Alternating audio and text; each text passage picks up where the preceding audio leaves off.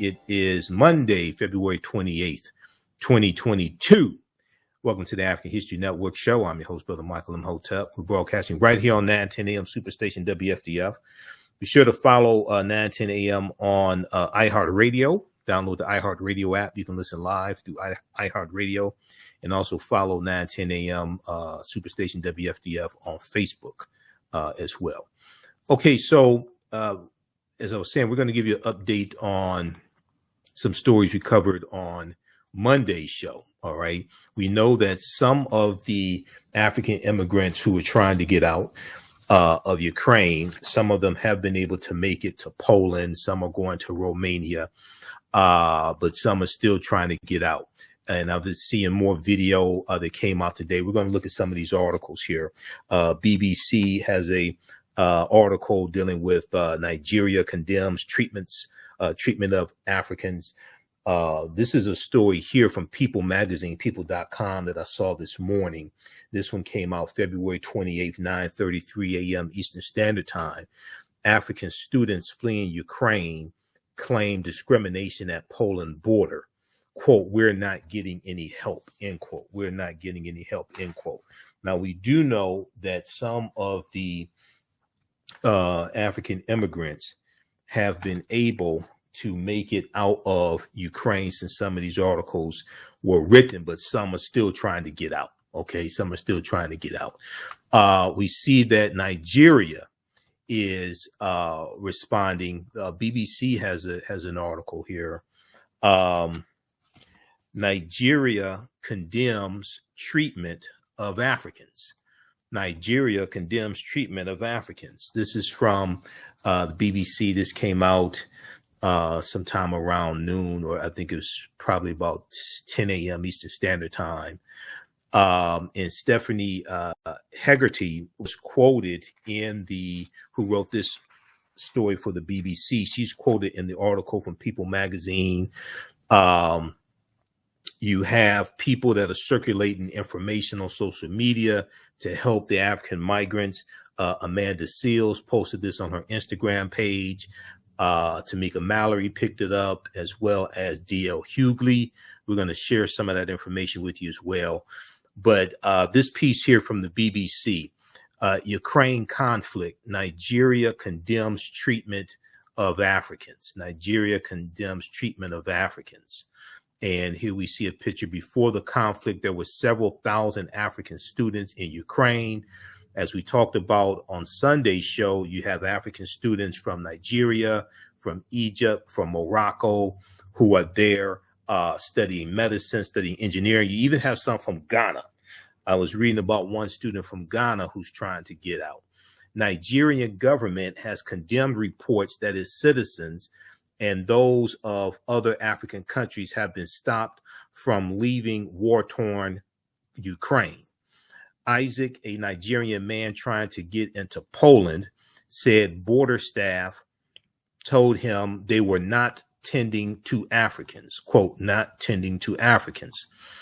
Now, he told Isaac told the BBC, we've been chased back. We've been hit with police armed sticks. We've been hit with police armed with sticks. Now, South African Foreign Office official Clayson Moyela also said students have been badly treated at the border. And let me see let's see if we can increase the font size here of this. All right, now we're coming up here on the break. We'll continue this on the other side of the break. Also, we're going to talk a little bit about Republicans trying to dig up dirt on Judge Ketanji Brown Jackson, who Joe Biden nominated to the U.S. Supreme Court. They're trying to find dirt on her, even though she was just confirmed to the U.S. District Court of Appeals in June of 2021. And 3 Republicans in the Senate voted for her: Senator Lindsey Graham, Senator Lisa Murkowski, and Senator Susan Collins. You listen to the African History Network show. I'm Michael Imhotep. We'll be back in a few minutes. Welcome back to the African History Network show right here on 910 AM Superstation and Future Radio. I'm your host, Brother Michael Imhotep. It is Monday, February 28th, 2022. And we are live. The calling number is 313-778-7600. 313-778-7600 is the calling number if you have a question or comment. All right. We're going to look at some of these updates here in what's been taking place today dealing with Ukraine. We're going to look at some updates from the Washington Post. We're going to clip one, Shakita. I just sent it to you. We're going to clip one from NBC News here in just a minute. Okay, so we'll discuss Judge Ketanji Brown Jackson as well, and the attack on her by some Republicans. And then we'll also, we're going to try to squeeze in some information dealing with this year's annual theme of African American History Month, Black History Month, which is Black Health and Wellness. There's an annual theme each year coming from ASALH, Association for the Study of African American Life and History. There's been an annual theme dating back to 1928.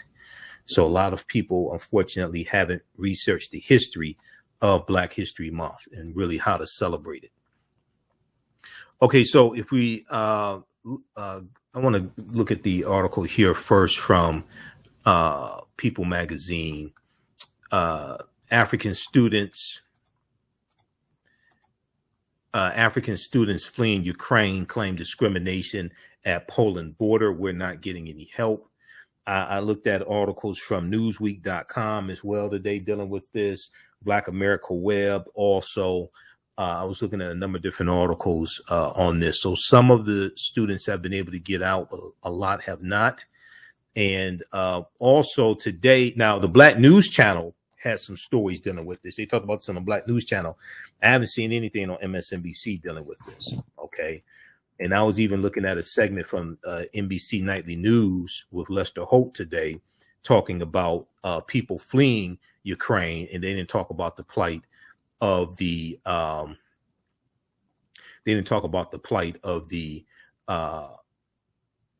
African immigrants trying to flee as well. Okay, but let's look at this here. And then we'll look at the updates from the Washington Post. So as thousands of people in Ukraine flee the country, so there's over 500,000 who've left Ukraine. There's over 500,000 people who've left Ukraine. As thousands of people flee the country of Ukraine following the Russian invasion, African students are reportedly speaking out that they face discrimination at the border of Poland while attempting to escape to safety. I'm going to show you a map here in just a second so we can look at this geographically. Black people say that they have had issues using public transportation to get to the borders, while others say they have not been permitted to cross into other countries, according to BusinessInsider.com. And yes, on Sunday's show, we shared an article from BusinessInsider.com that deals with this. Now, Corinne Sky, a 26-year-old medical student living in Ukraine, told BusinessInsider.com that African students were told of an alleged, quote unquote, Ukrainians first policy when they struggled to move out of the country. All right. Now, you have an official from Poland, from the border force, who disputes this. We're going to get to that in just a second. But there's, as Stephanie Hegarty tweeted, she said that she's hearing story after story after story from African immigrants, and it's more than just anecdotal. Okay. Now, quote, some people have gone to get buses, but they're not allowing Black people basically onto the buses, she said. They're prioritizing Ukrainians. That's what they say. They're prioritizing Ukrainians. Now, these accounts of discrimination are based on anecdotes from those people trying to leave, and it remains unclear which government authority may be responsible, if any. It remains unclear which government authority may be responsible, if any. Additional details were not available. Now, this article from People magazine came out 9:33 a.m. February 28th. Now, due to the situation, Corinne Sky says she has been helping coordinate escape routes for hundreds of African students trapped in Ukraine. She said, I'm very afraid. She told BusinessInsider.com, we're not getting any help from any of the embassies. They have pretty much just said, quote unquote, save yourselves, according to Corinne Sky. Now, thousands of African, and here's another picture of people trying to get on the, looks like a bus. It's like a bus. Thousands of African students travel to Ukraine to study because of this affordable education in medicine, engineering, and other technical fields. Percy Ohene Yeboah, an engineering major from Ghana, told Reuters.com that he is currently stuck in the country of Ukraine with nowhere to go. As Russia's attacks continue, he has settled in the basement of a church where he spoke to Reuters.com via phone. Now, on yesterday's show, we talked about there was an article from Al Jazeera, I think, and we talked about a student from, I think she's from Nigeria. Which article was that? I have to find that. Was that BusinessInsider.com or Al Jazeera? I have to find it. But on yesterday's show, we talked about a student, and I got to pull that article back up. She was able to make it to Romania. I was on her Twitter account today, and she was able to make it to Romania. So we'll give you an update on that as well. Now, send her a message because I want to see if I can set up an interview also. Here, okay, we'll try to pull that up. Okay, so just stand by. Okay, let's keep going here.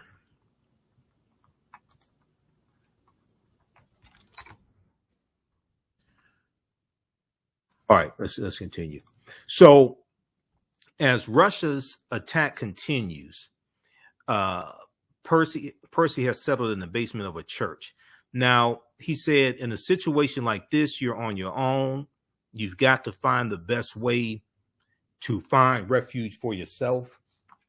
He said, adding that he has received no help from his government at home, his government of Ghana, at the time of this reporting. He said, it's now that the reality is really hitting me. I think for me, it's a bit too late for evacuation and all those things, end quote. Russia began an invasion on Thursday morning, February 24th, according to the Ukraine government, with forces moving from the north, east, and south. The attack is still evolving, but explosions and airstrikes have been reported, with threats mounting against the capital of Kyiv, which is a city of 2.8 million people. Now, while the ongoing conflict between the two European regions intensified, at least 150,000 have fled the country. Now, it's over 500,000 now. It's over 500,000 have fled. That's the latest reporting. It's over 500,000 have fled Ukraine. Now, this is Stephanie Haggerty, who writes for BBC News. She's been quoted a number of different news sources, and her tweet has gone viral.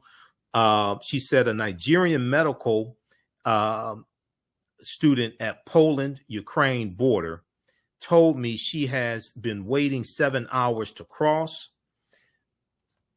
She says border guards are stopping Black people and sending them to the back of the queue, back of the line, saying they have to let Ukrainians through first.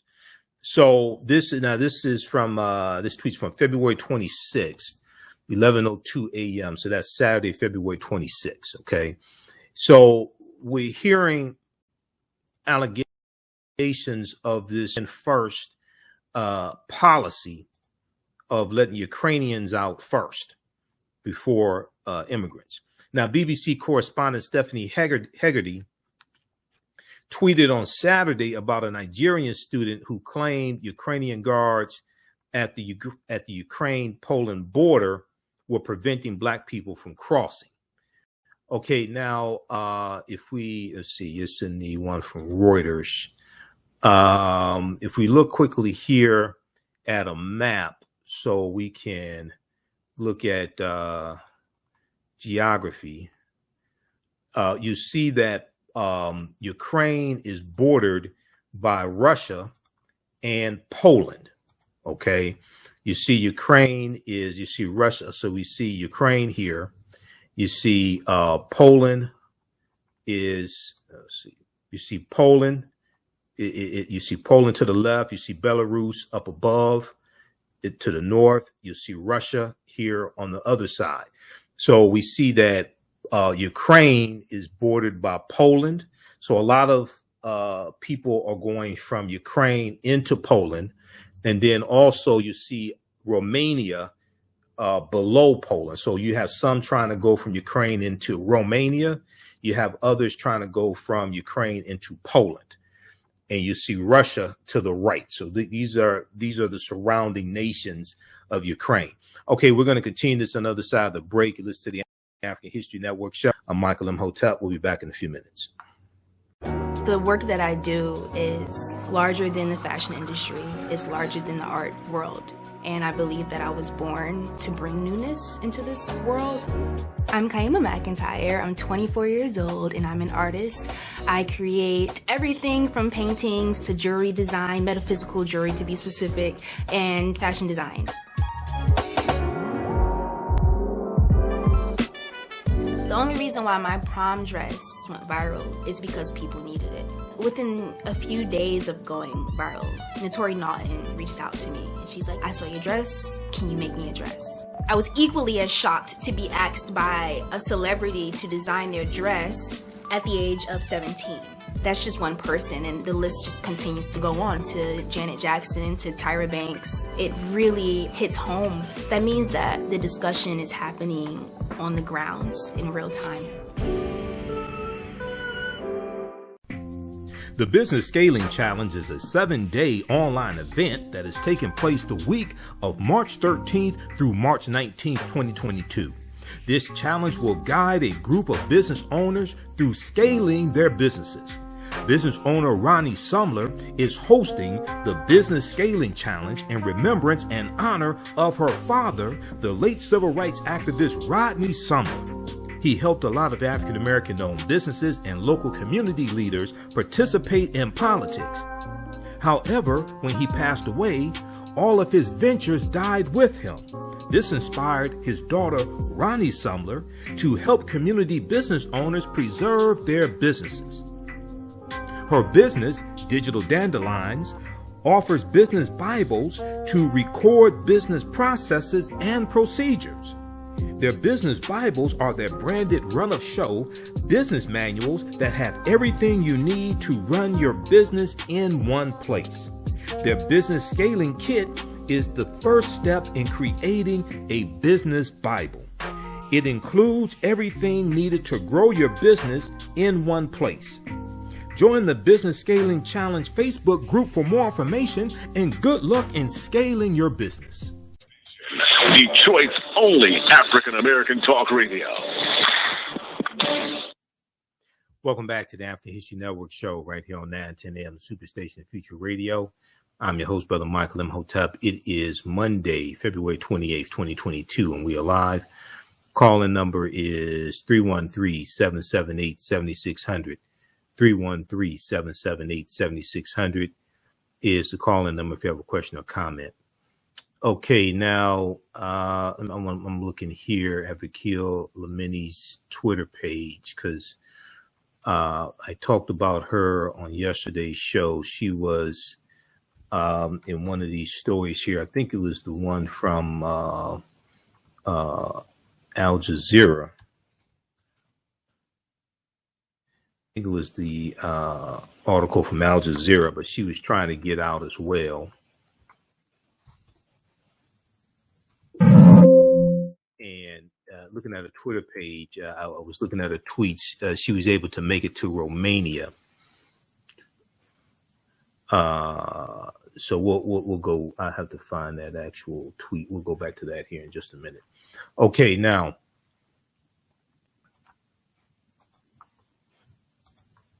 Just a second here. Okay, let's go back to this story here from People magazine.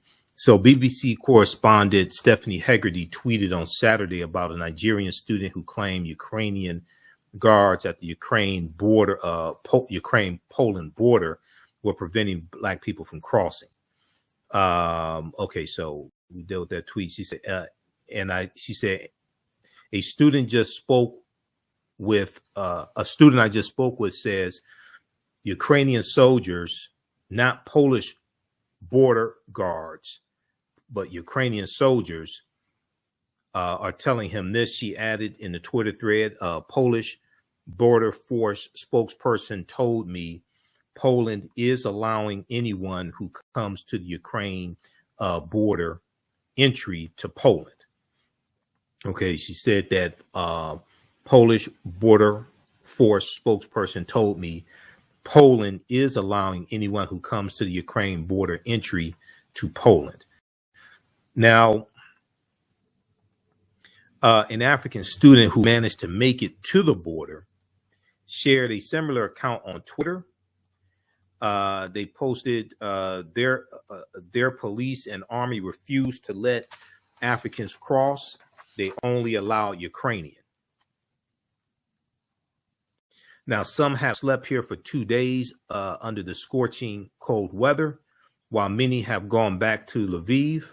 The user said the student also posted a video that appears to show a guard at the border holding a gun and allegedly threatening to shoot.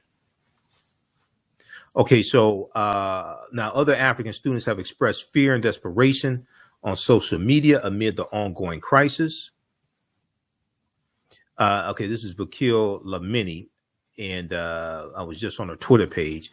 South African student Vakil Lamini, who spoke to BusinessInsider.com. Yeah, she was in the article from BusinessInsider.com. Tweeted last week, quote, we would have loved to go back home. We can't. The airports are closed. We are evacuating from city to city, trying to leave the country on foot or by car, end quote. As foreigners in the country, we do not know what will happen next, but God will never leave us, not now. Okay, and they have to, okay, it's page 7. Okay, they have the tweet here from Vakil. So this is from February 24th. This is from Thursday, February 24th.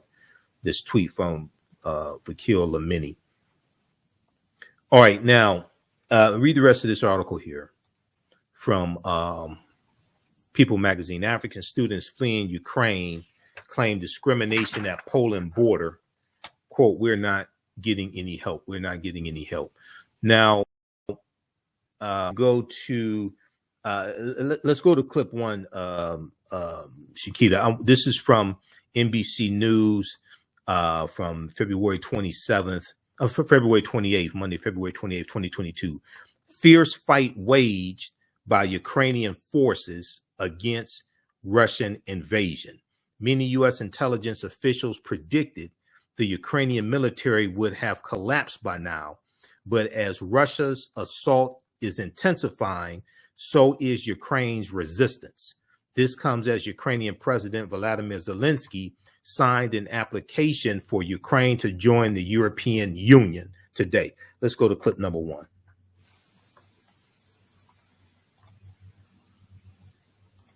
And U.S. intelligence officials predicted the Ukrainian military would have collapsed by now. But as Russia's assault is intensifying, so is Ukrainian resistance. Ukraine's military claims this drone video shows taking out a convoy of Russian forces, while Ukraine's President Zelensky defied President Putin's demand that his country sever ties with the West, signing an application today to join the European Union, a process that could take years. The UN now says at least 7 children have been killed in the Russian onslaught. Officials in Kiev say among them is a 4th grader named Polina. Peace talks along the border have concluded for now. Russia saying progress is being made. Ukraine agreeing to more talks, but with low expectations. As Putin denounced the West as an empire of lies after earlier raising alarms, saying he was ordering Russia's nuclear defenses on higher alert. Although tonight, a senior American defense official says the U.S. has seen no movement of Russia's nuclear forces, and that 75% of Russia's troops along Ukraine's border are now in the country. One of their main targets today, the eastern city of Kharkiv. Russia attacked the city with what looked like indiscriminate fire. To the south, the small port city of Berdyansk was also attacked. The mayor says Russian troops took over the city. But even then, people didn't give up. Protesters confronting the Russian troops and heckling them, shouting, "Berdyansk is Ukraine." But Russian forces seem to have a bigger plan in mind. This convoy of Russian equipment and troops reportedly stretches for 17 miles outside of Kiev. But Russia's advance has been plagued by logistics failures. Some Russian vehicles literally running out of gas. A Ukrainian man pulling alongside this armored vehicle. Broken down, he asks. The diesel is out, the soldier says. I can only tow you back to Russia, the Ukrainian says. And the soldier laughs. In Kiev, residents are preparing for street-to-street fighting, mixing Molotov cocktails as fast as they can fill bottles. That's why we are fighting for our freedom, for our self-reliance, for ourselves, for our houses, for our children. We'll stand till the end. We followed volunteers who brought the firebombs in wheelbarrows to nearby checkpoints, manned by Ukrainian veterans and anyone else with a gun and who's trusted in the neighborhood. I'm living here. This is my home. All people in this district, we are saved. Many Ukrainians are staying, determined to die fighting rather than lose their nation. Richard, there's understandably a lot of concern tonight about that Russian convoy heading into the capital where you are. Do we know, does this represent a change in tactics by the Russians? It seems to be. This convoy is big, dangerous, and heading this way. Up until now, Russia has tried to use small unit tactics and precision strikes, and it hasn't been going so well. And after what we saw in Kharkiv today with this convoy, it seems that now they're going to a more traditional Russian strategy of siege, destruction. Okay, so that's from NBC Nightly News, February 28th, 2022, Monday. All right, I want to go to this tweet here from Vakil Lamini. So this is from February 27th. She talks about, so I just referenced her in the article from People magazine, and she's also in the one from businessinsider.com. This is from February 27th. So I saw this after I got off the air for Sunday night show. She says, update thread, parents at home. Let me make sure you can see this. She says, update thread, parents at home and all over the world are concerned and wonder how we are. We are still traumatized physiologically, emotionally, and physically. We have finally crossed over to the Romanian border, but it was very traumatic. We have finally crossed over to the Romanian border, but it was very traumatic. After we left our city, we drove for hours. So she was able to make it, her and the group she was with, they were able to make it to and cross over into Romania. So you can follow her on Twitter. It's Vakil Lamini 19. But in the article from People Magazine, as well as the one from BusinessInsider.com. They have her tweet in there. Okay. All right. Now,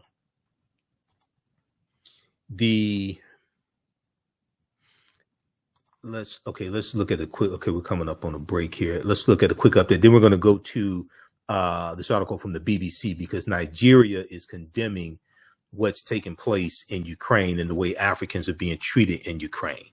The Nigerian government is denouncing that.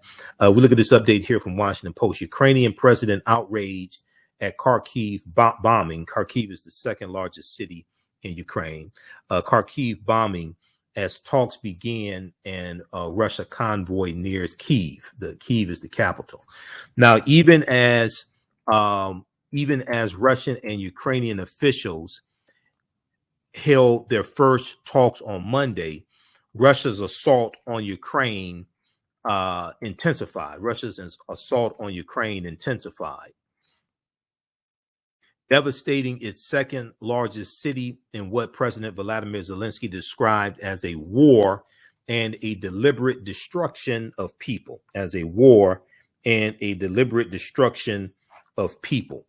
Delegations from the two nations met near Ukraine's border with Belarus and spoke for 5 hours without coming to a resolution, but agreed to continue talks in the coming days. All right, when we're coming up on the break, we'll come back. We'll go to what the Nigerian government has to say about the treatment of Africans in Ukraine, and then also we'll talk about Republicans' attempt to dig up dirt on Judge Ketanji Brown Jackson after they voted for a lot of those unqualified white people that Trump nominated to be on the federal bench and nominated to be U.S. Supreme Court justices. Listen to the African History Network show. I'm Michael Imhotep. We'll be back in a few minutes. The work that I do is larger than the fashion industry. It's larger than the art world. And I believe that I was born to bring newness into this world. I'm Kaiyana Mcintyre. I'm 24 years old and I'm an artist. I create everything from paintings to jewelry design, metaphysical jewelry to be specific, and fashion design. The only reason why my prom dress went viral is because people needed it. Within a few days of going viral, Notori Naughton reached out to me and she's like, I saw your dress, can you make me a dress? I was equally as shocked to be asked by a celebrity to design their dress at the age of 17. That's just one person, and the list just continues to go on, to Janet Jackson, to Tyra Banks. It really hits home. That means that the discussion is happening on the grounds in real time.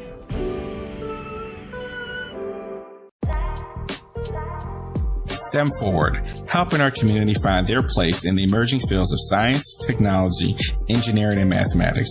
Join us for our monthly live stream on our website, stemforwardedu.org. Watch, subscribe, share.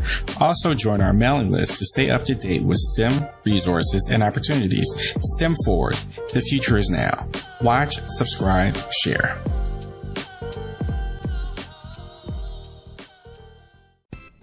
iRedify is a Black-owned digital platform that showcases Black and Brown cultures and people. The books on the platform are written by African-American authors, Afro-Caribbean authors, African authors, and so much more.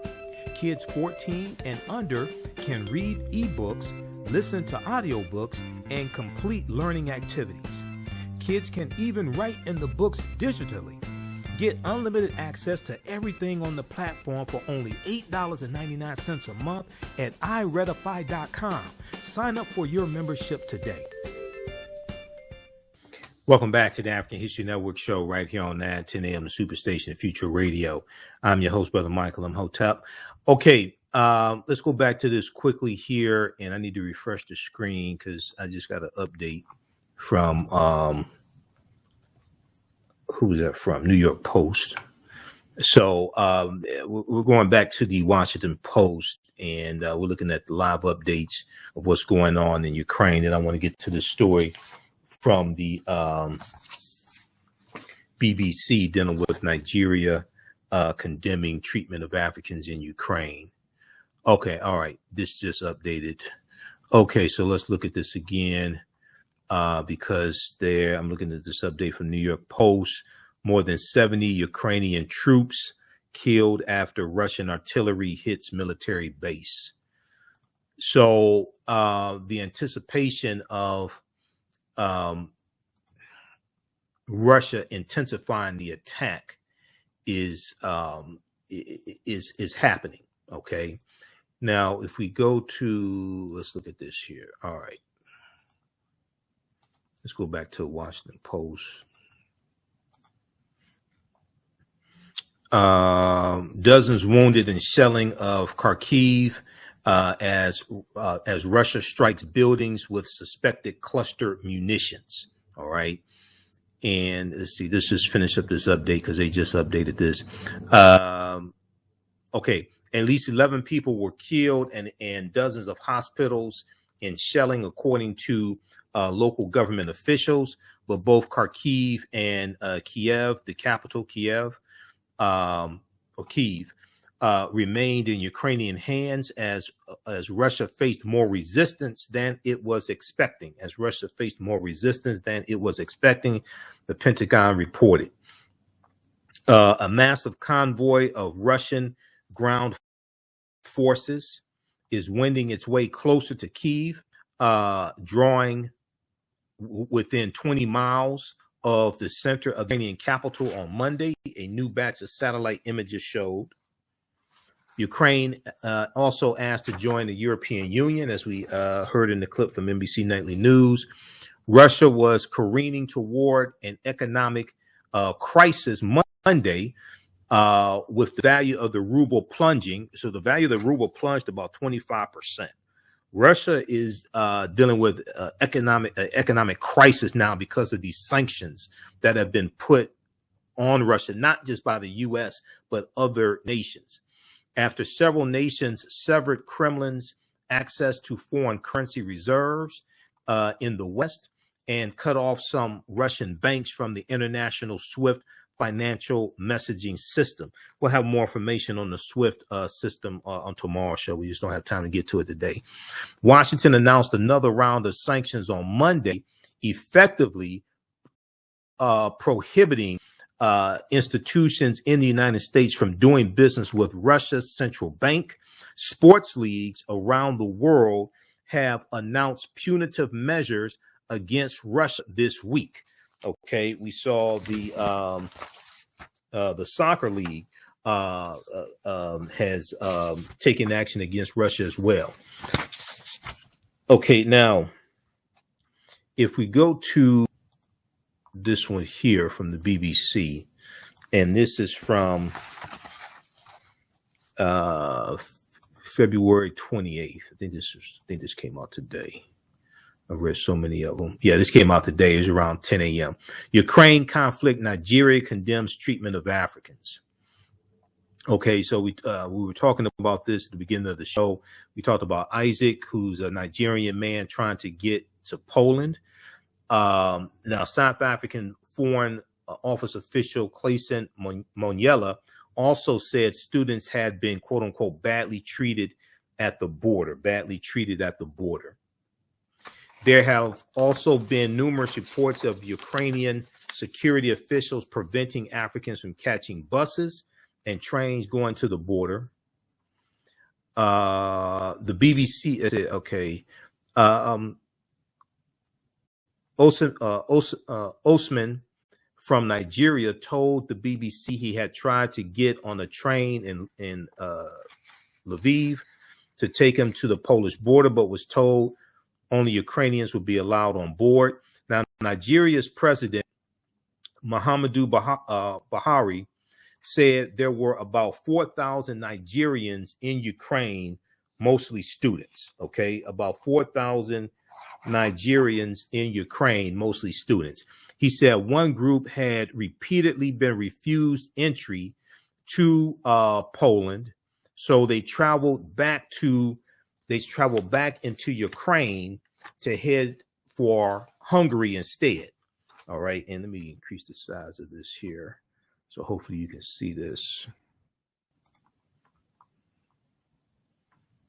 Okay, now President Buhari of Nigeria said, quote, all who flee a conflict situation have the same right to safe passage under the UN Convention, United Nations Convention, and the color of their passport or their skin should make no difference, President Buhari said in a tweet.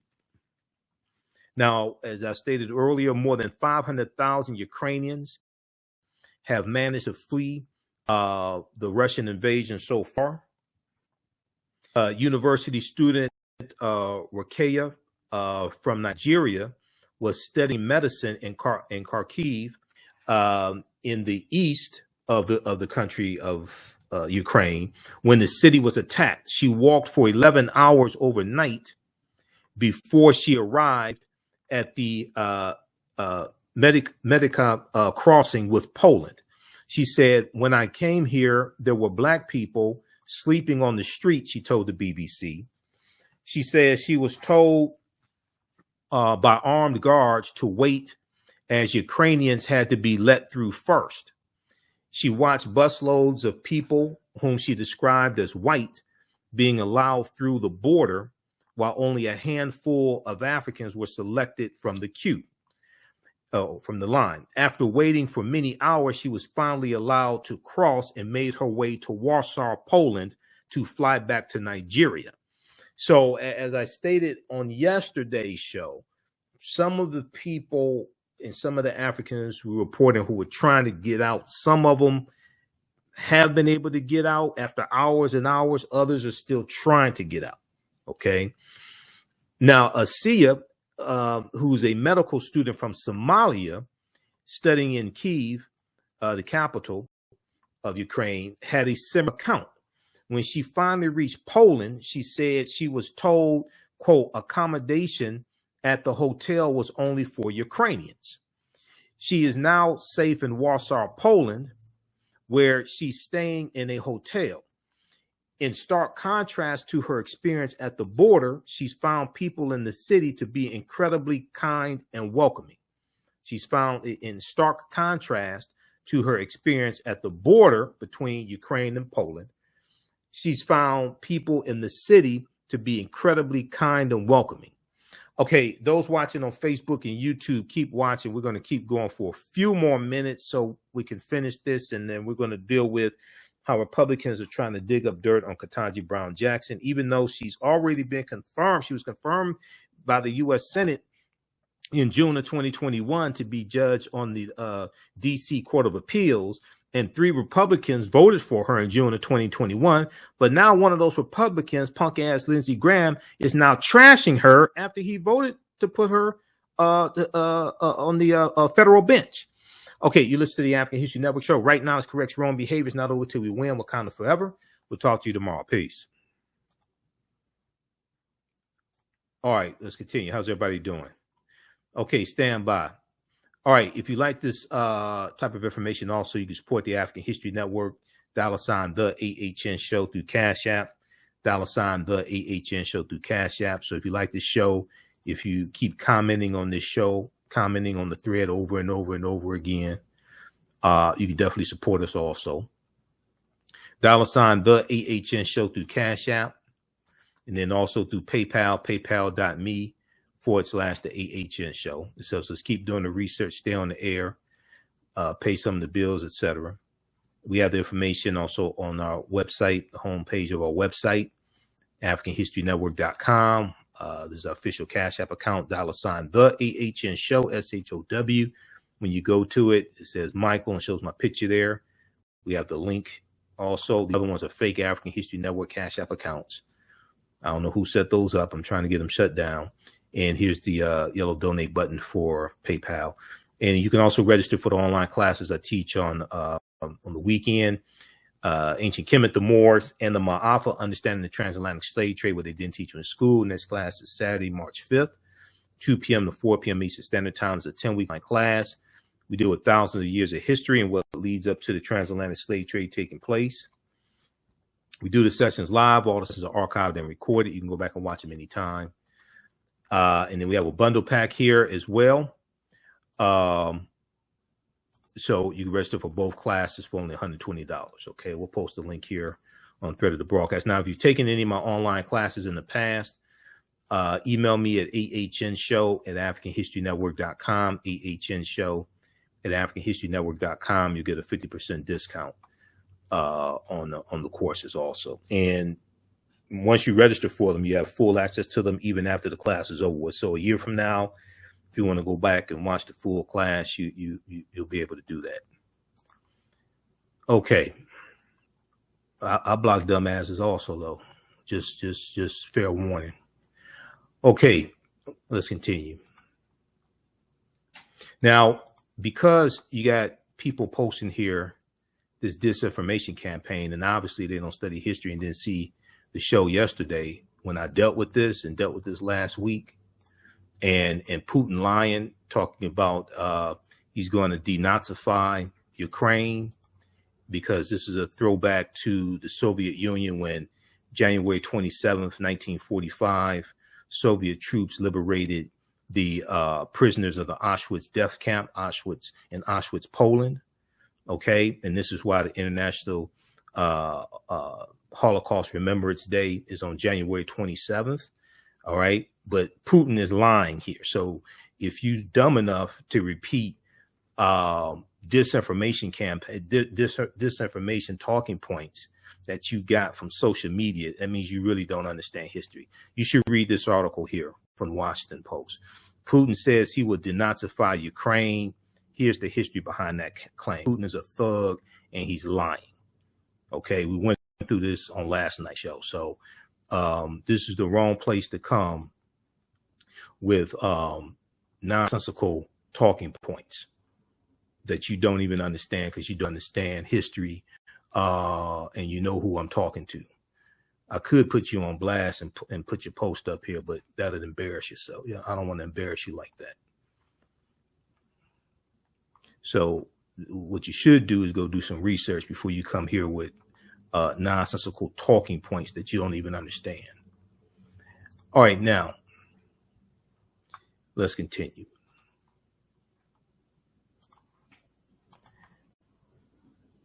So now I don't want to embarrass him like that, because this is broadcasting on YouTube and Twitter at the same time. I don't want to embarrass him like that. So I think he gets the picture. I could embarrass him, but we don't want to do that.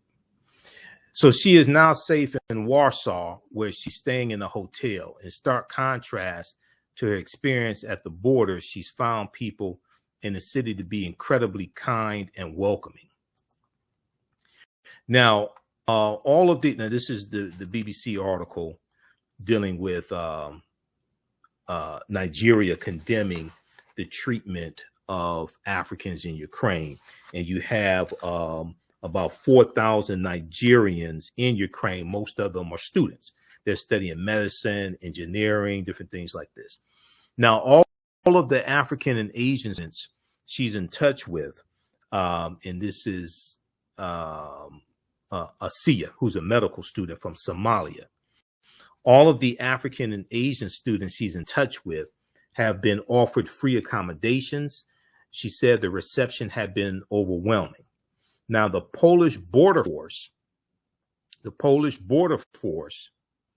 told the BBC that everyone fleeing conflict in Ukraine was being welcomed into Poland regardless of nationality.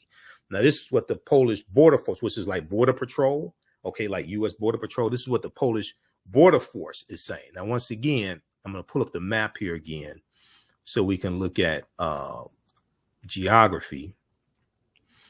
And the article from Al Jazeera has this here.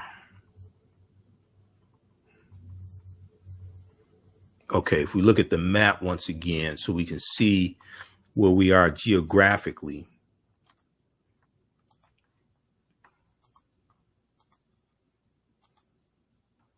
Okay, so we have Ukraine here. All right. Russia is, you have the Ukrainian-Russian border. So Russia's right up here. Romania borders Ukraine also on the left. You have Ukraine, Hungary, Slovakia. All right. Then you have Poland up here.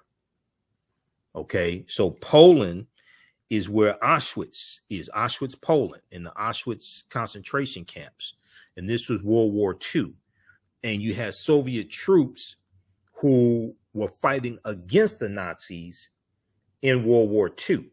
Putin is lying now, and Putin is putting out this revisionist history of what happened. And now he's saying he's going into Ukraine to denazify Ukraine. He's using that as a pretext to invade Ukraine, and he's hearkening back to during World War II, when the Soviet troops went in to liberate the prisoners of the Auschwitz concentration camp. Okay, but he's lying now. Okay, that's not the case. He ain't going to denazify Ukraine. And Vladimir Zelensky, the president of Ukraine, is of Jewish descent. Okay, he lost relatives in the Holocaust. Then you have Belarus, okay, who's ran by another thug. You have Belarus up here in the north. Okay, so this when we look at this geographically, okay, we see where these countries are. Okay, now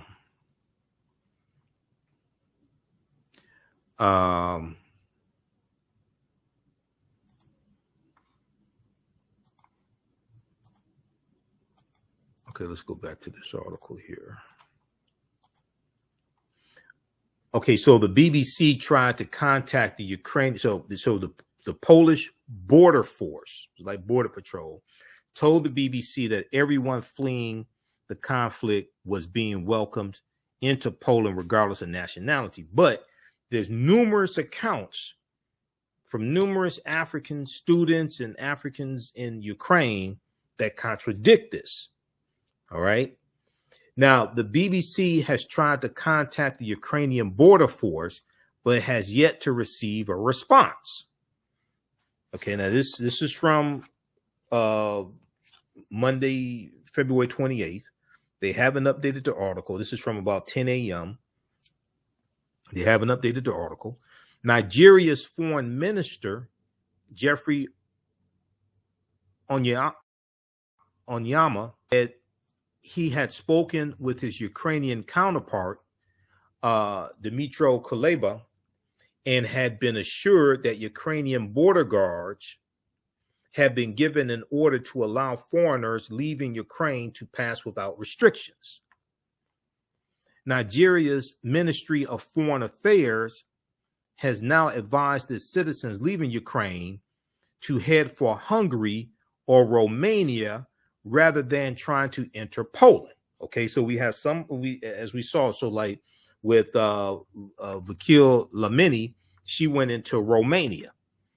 All right, so you have some going into Romania, you have some going into Poland. Now, Nigeria's Ministry of Foreign Affairs is advising Nigerian citizens leaving Ukraine to head for either Hungary or Romania as opposed to going into Poland. The Nigerian ambassador to Romania has told the BBC that so far about 200 Nigerians, mostly students, have arrived in the capital of Bucharest from Ukraine, okay, in Romania. Safia Nuhu said many more were still arriving.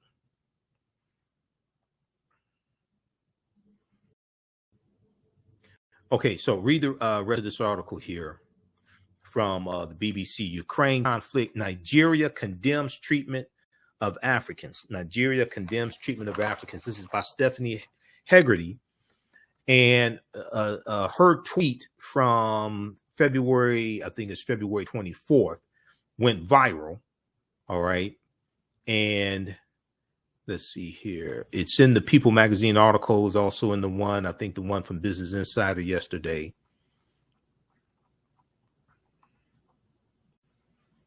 February 26th, her article from February 26th went viral. This one right here. Okay. Now, this is from February 26th.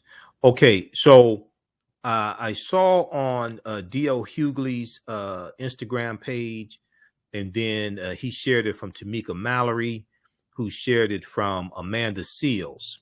Okay. So I started following Amanda Seals on Instagram. They have some resources for Africans in Ukraine trying to get out. So this is Amanda Seals' Instagram page. Amanda Seals on Instagram. This post right here, you see the tweet from Stephanie Hegarty.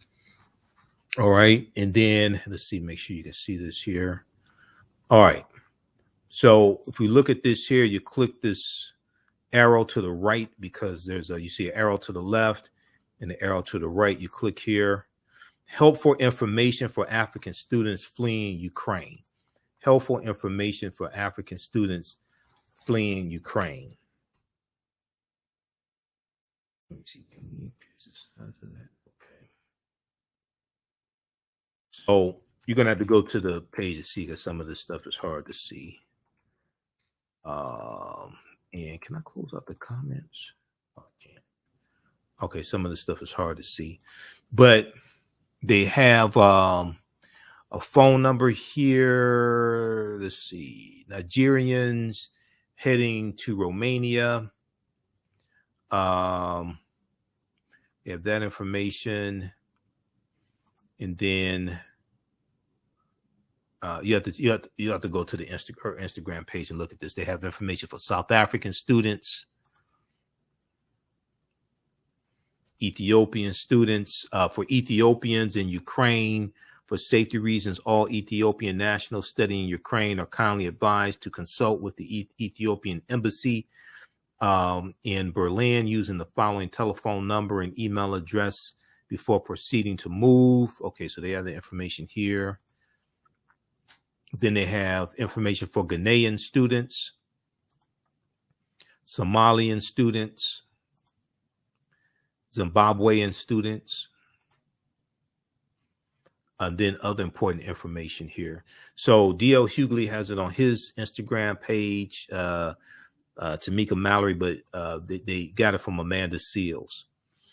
There are currently Facebook, WhatsApp, and Telegram groups for stranded students to join so they can meet in groups and travel to the borders together. She says she'll post the links in her stories. Okay, so check out that information as well.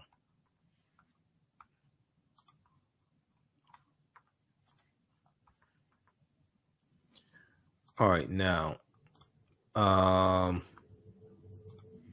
okay, so we had that.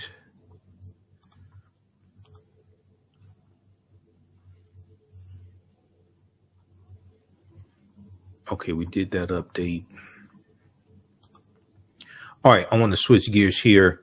And on yesterday's show, we talked about, let me hold on. Here's a bunch of articles that I had.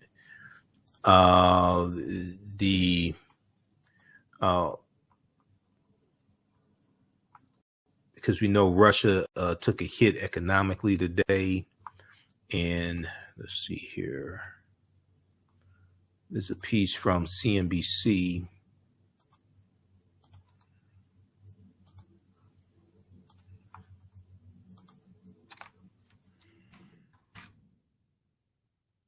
Russian stocks ETF falls 30% as crisis in Ukraine continues.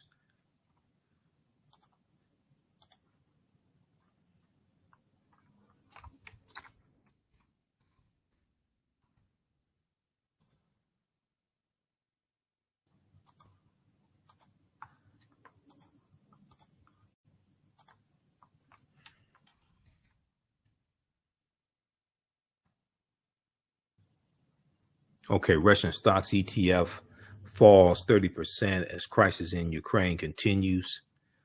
The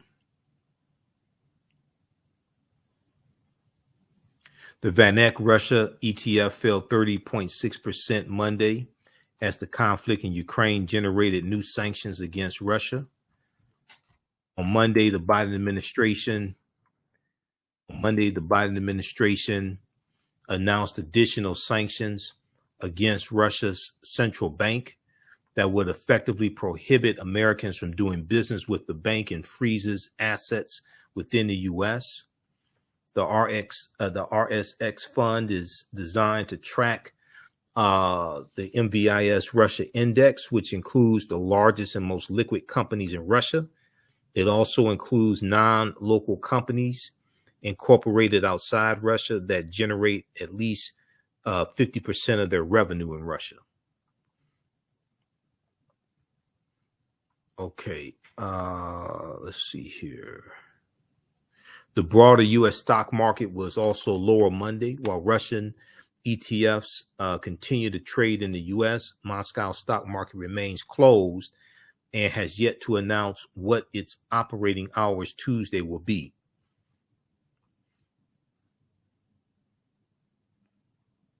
Okay, so read the rest of this here from CNBC. Okay, now I want to go to this next story very quickly. Then I have to get out of here.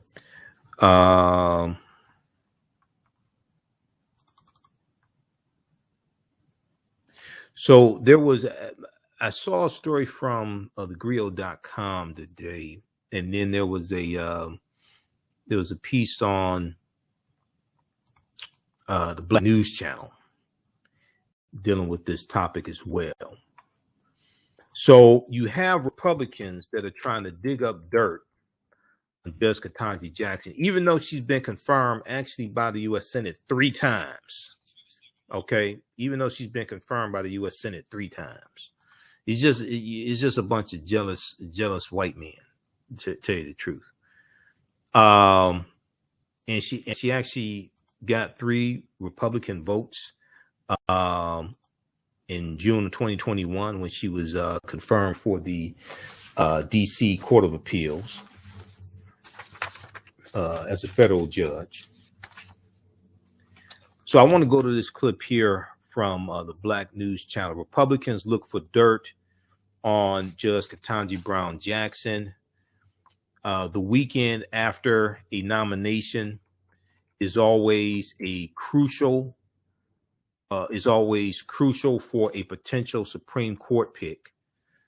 The White House wasn't the only entity in Washington making sure there was no dirt on their nominee.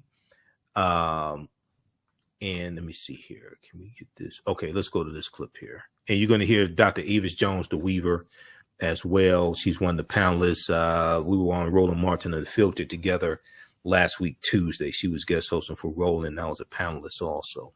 Let's go to this clip here. House in Washington, the chickens are coming home to roost, and they will be roasted. But first, the latest with the nomination of the person. And let me back this up. To quote Malcolm X, today in a courthouse in Washington, the chickens are coming home to roost, and they will be roasted. But first, the latest with the nomination of the person and who could be the nation's first Black female Supreme Court justice.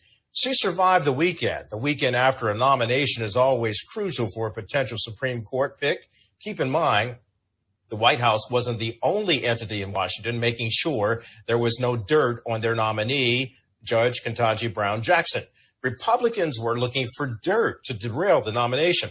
The fact that you haven't heard anything, well, that's a very good thing for this nominee, a very good sign indeed.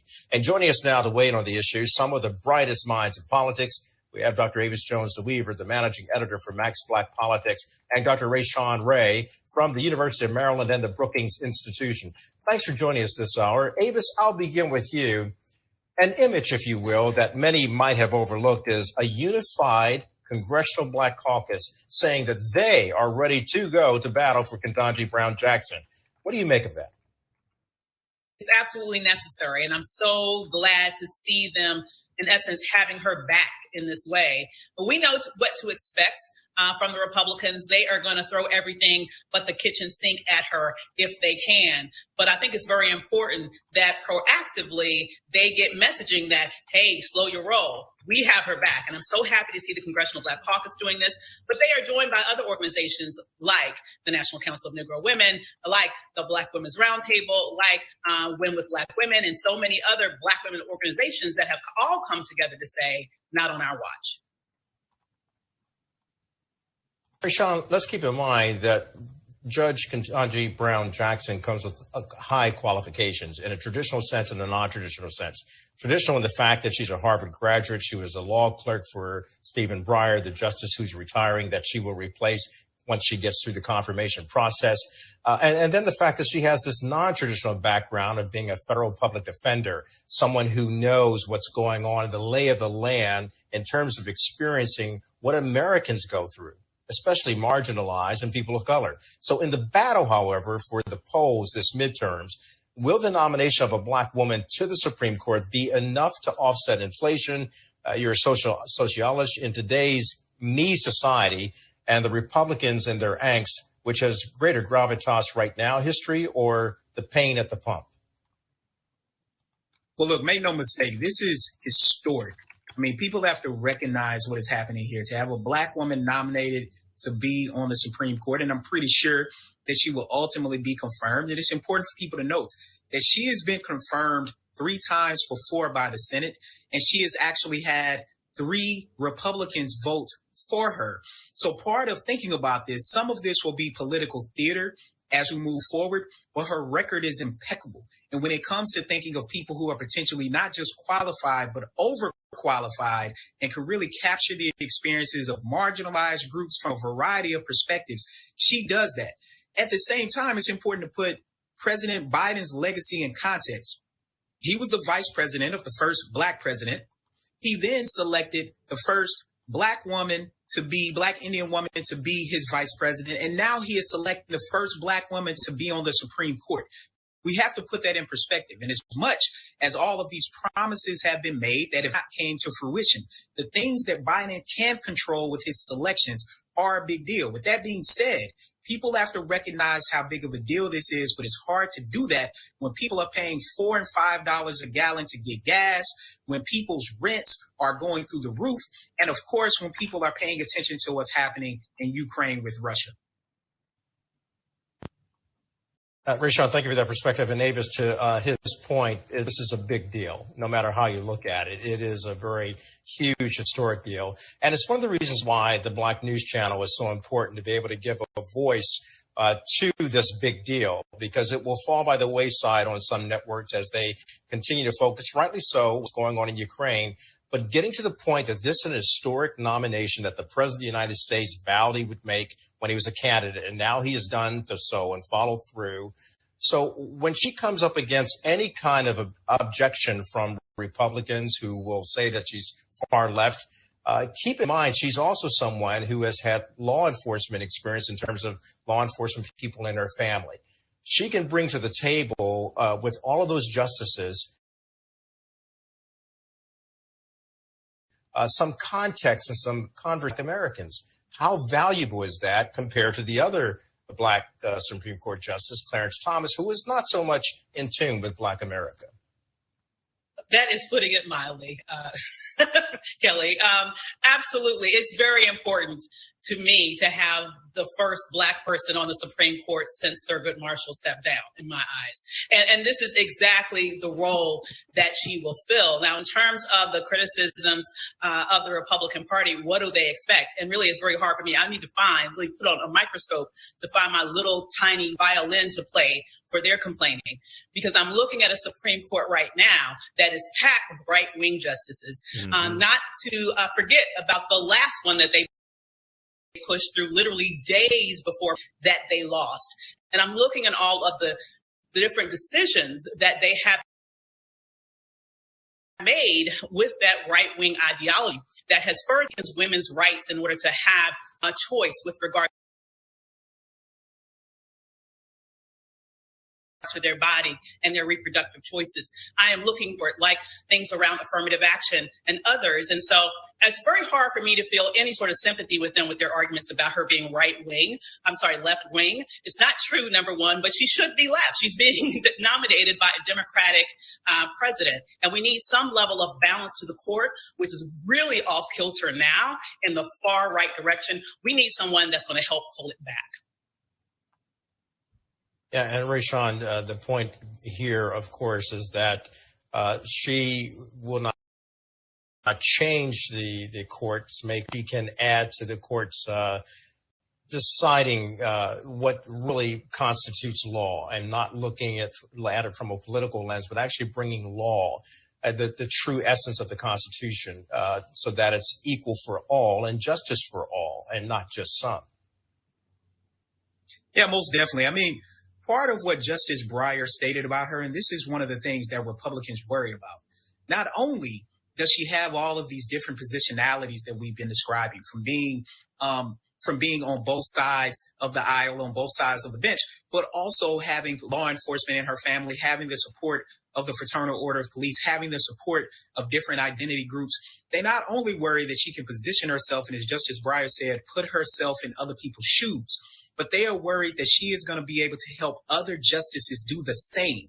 And in that regard, she's going to be able to influence the decision-making of even some of the more conservative justices who might be can be swayed to the moderate area on some issues. The other big thing people have to pay attention to is not only the votes, but the opinions, the written opinions and the oral opinions that will set the tone for history for generations to come. So this is a big deal in terms of not just what she's going to vote on, but also the words that she is going to convey to the American people and the rest of the world on issues that are pertinent to not only the Black community, but to the marginalized experience in the United States.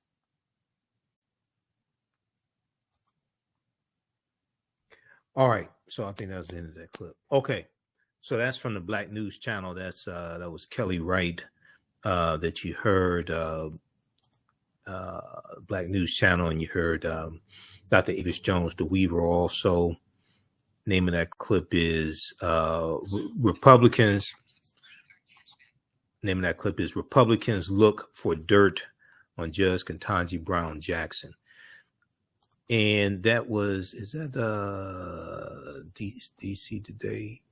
Okay, Kelly Wright, DC Today. That was the name of the show from the Black News Channel, DC Today. That's from February 28th, 2022. You can read articles that we talked about on yesterday's show, because we deal with real substance here. New York Times, as a public defender, Supreme Court nominee helped clients others avoided. This is from February 26, 2022 by Charlie Savage for the New York Times. Ambitious lawyers usually become prosecutors. Ketanji Brown Jackson worked on behalf of criminal defendants and Guantanamo detainees. So this deals with that. She was a public defender. So she'll be the first public defender on the Supreme Court since Thurgood Marshall. All right, look, we have to get out of here. Remember, at the African History Network, we focus on educating, empowering, and inspiring people of African descent throughout the diaspora and around the world, because right now it's corrects wrong behavior. You can support us through Cash App, $ TheAHNShow through Cash App, $ TheAHNShow through Cash App, also through PayPal, paypal.me/TheAHNShow, paypal.me/TheAHNShow. This helps us keep doing the research, stay on the air broadcast, and pay some of the bills. And then register for the online classes I teach on Saturdays and Sundays. On Sunday, it is ancient Kemet, the Moors, and the Maafa, understanding the transatlantic slave trade, what they didn't teach you in school. We deal with thousands of years of history and what leads up to the transatlantic slave trade taking place. We'll post a link there, and it's also at our website, AfricanHistoryNetwork.com, AfricanHistoryNetwork.com. All right, remember, right now it's corrects wrong behavior. It's not over till we win. Wakanda forever. We'll talk to you tomorrow. Peace.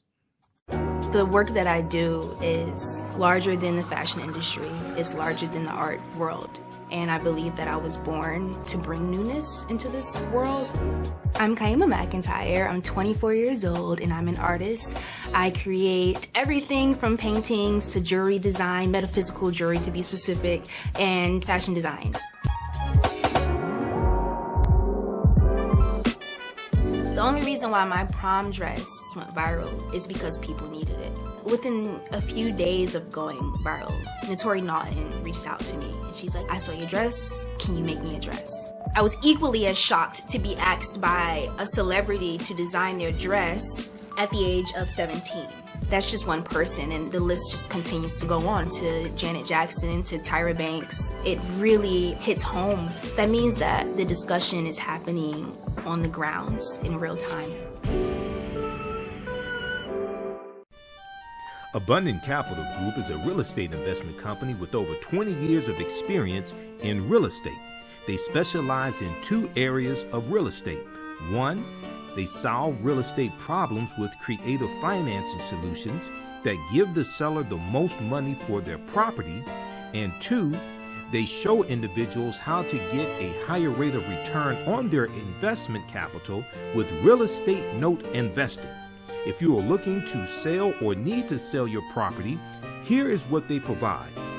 Market value offer, even if you have little or no equity.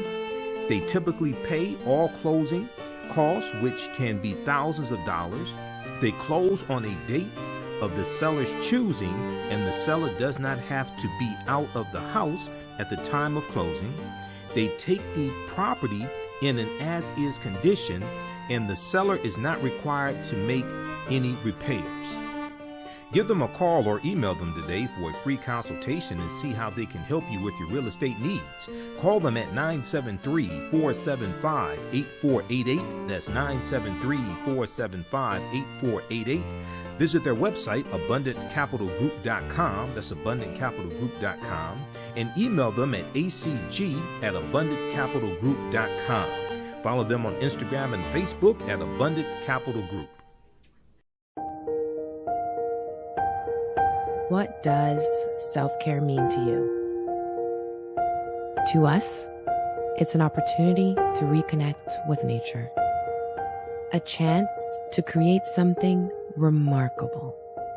At Sage and Elm Apothecary, our handcrafted skincare and household products immerse you in Earth's sweetest nectar, connecting you to nature in a way you never imagined. See for yourself and visit us at sageandelmapothecary.com. The Business Scaling Challenge is a 7-day online event that is taking place the week of March 13th through March 19th, 2022. This challenge will guide a group of business owners through scaling their businesses. Business owner Ronnie Sumler is hosting the Business Scaling Challenge in remembrance and honor of her father, the late civil rights activist Rodney Sumler. He helped a lot of African-American owned businesses and local community leaders participate in politics. However, when he passed away, all of his ventures died with him. This inspired his daughter, Ronnie Sumler, to help community business owners preserve their businesses. Her business, Digital Dandelions, offers business Bibles to record business processes and procedures. Their business Bibles are their branded run-of-show business manuals that have everything you need to run your business in one place. Their Business Scaling Kit is the first step in creating a business Bible. It includes everything needed to grow your business in one place. Join the Business Scaling Challenge Facebook group for more information, and good luck in scaling your business. iRedify is a Black-owned digital platform that showcases Black and Brown cultures and people. The books on the platform are written by African-American authors, Afro-Caribbean authors, African authors, and so much more. Kids 14 and under can read ebooks, listen to audiobooks, and complete learning activities. Kids can even write in the books digitally. Get unlimited access to everything on the platform for only $8.99 a month at iRedify.com. Sign up for your membership today. Jeanette Davis is a well-established author with 6 published books. Black Survival in White America from Past History to the Next Century was published in 1995, and it delves into the history of African Americans before slavery up to contemporary times. The Great Divide Between Blacks and Whites was released in 2008, and her autobiography, Black Just Like My Mama, was published in 2010. Soulful Journey, The Business of Beings, was released in December 2021, and her 2 latest books, Echoes from the Heart, Love Throws Poetry, and Master Being Human, were both published in January of 2022. Jeanette Davis' writings delve deeply into the psyche of Black people from ancient to contemporary times. She cuts no corners and leaves no stones unturned in relating truth, letting the chips fall where they may on both African and European doorsteps. Order Jeanette Davis's books today at Amazon.com.